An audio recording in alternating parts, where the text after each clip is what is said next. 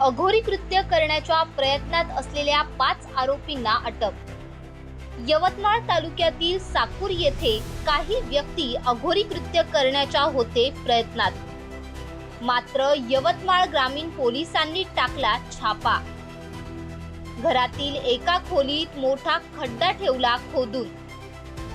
खड्ड्याच्या बाजूलाच लिंबू, नारळ, ओटीचे सामान आले आढळून।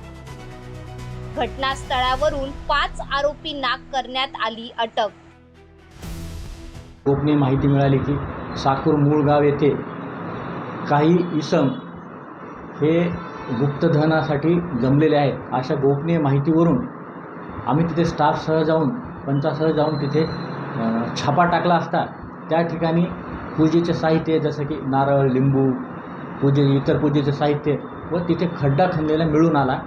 त्यावरून आम्ही 5 आरोपी त्यांना ताब्यात घेतलेला आहे आणि सदर प्रकरणी गुन्हा दाखल करून कायदेशीर तपास सुरू आहे। असे आघोरी प्रकार यापुढे कुठे घडत असतील तर आम्ही ते नक्कीच हाणून पाडू। यामध्ये एकूण 5 आरोपींना ताब्यात घेण्यात आलेला आहे। एक आरोपी अंधाराचा फायदा घेऊन पळून गेलेला आहे आणि तपासामध्ये पुढे निष्पन्न होईल तेवढे आम्ही आरोपी निष्पन्न करून त्यांच्यावर विरोध कडक कायदेशीर कारवाई करू।